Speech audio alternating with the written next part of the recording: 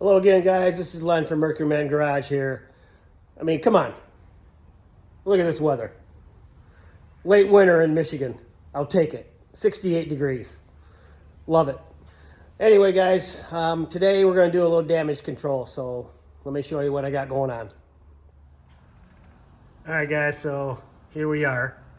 As you remember from my last video, the spray paint job with the spray bomb can didn't turn out as planned, but we're going to get that fixed today, hopefully, and try to do another coat. We'll see how that goes. I think my problem was I was holding the can too far away, possibly. The angle was incorrect, causing a lot of overspray and misting, and just wasn't good. And I know this isn't the ideal way of spraying paint, but I'm going to give it a go. I've already started to sand some of this down with some 220, and it's coming out good. Let's see if I can get a little close-up shot here. As you can see, it's roughing it up for the next coat, which is what I want. So I don't want to get too aggressive because I don't want to get down to bare metal if I don't have to. But that's the plan for today, guys. We'll see how it goes.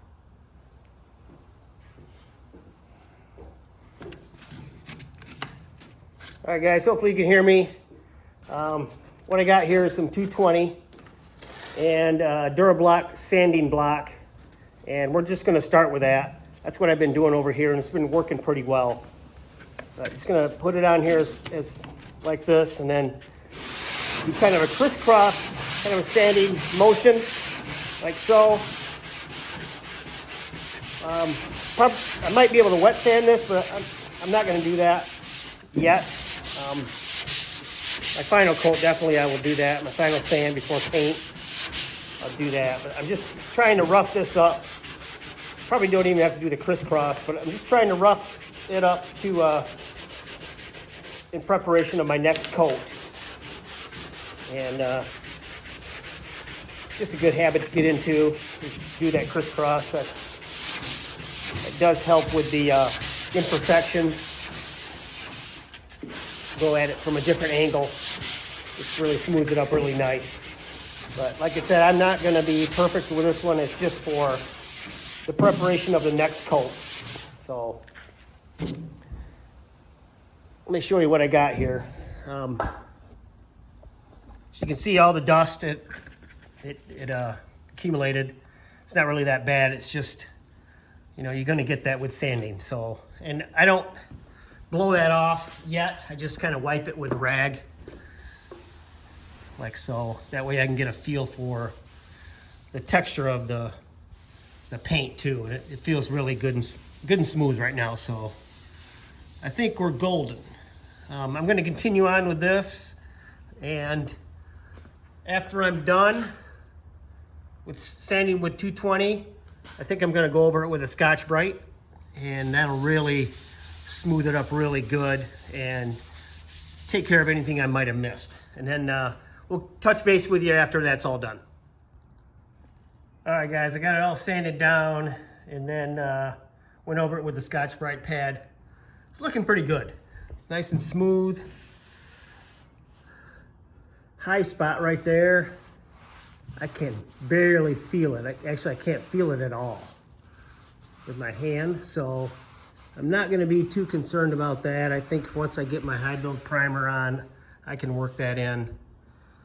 Not that big a deal. This is where I did some patchwork a year or so ago. Had a rust hole right here, and I did a patch panel in there, and a few high spots right here. But this whole section right here is a little low. From here over to here is a little low, which is what you want as far as I'm concerned. That way I can build this up with some filler and work that edge in. Down here obviously needs work. We're gonna fill that eventually. But other than that, I got a few other spots where I burned through slightly. Mostly over there on the other side where, well, let me show you. Walk over there a second. Still got the level prop rod, in case you're wondering. Right here. As you remember, I patched in here as well. Went through right there, just a tad, not a big deal. Same thing with this line right here. It's a little bit low from the original body line from here to here. This section's a little bit lower. So that way I can work some filler in there and get that line back. But other than that, I'm gonna start cleaning. Like I said before, I'm gonna steer away from the lacquer thinner and go back to my mineral spirits because that doesn't leave that residue. So let me get to cleaning this and we'll get back with you later. All right guys, we've got it all cleaned up. The mineral spirits did okay. It did a better job than the lacquer thinner as far as streaks. I still got a little streaking, but I think that's just kind of the nature of the beast with these cleaners. Let me know what you guys use in the comments. I've heard of people using Windex and various other homemade concoctions for cleaning the metal primer prior to paint. But yeah, if you guys could let me know what you guys use, what you've had success with, that would be great. We're gonna switch it up here a little bit. I'm gonna use this ladder this time rather than this little stool. Just not getting up high enough with that stool to get good coverage. Hopefully with this ladder, I can get up in here and get a better angle with the spray can to get a little wetter coverage, a little wetter coat, and not go on so dry. So that's that. Let me get going and we'll touch base with you later.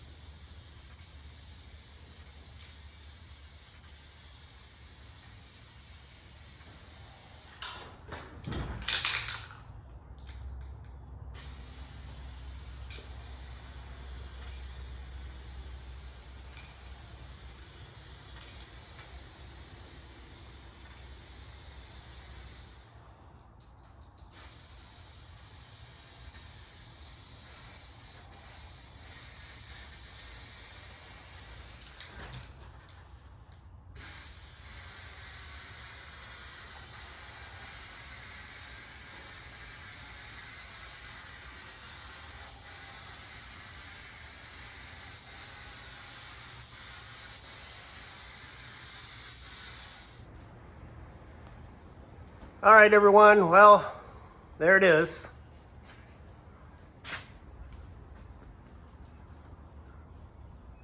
Still not ideal. Got a little blotch right there.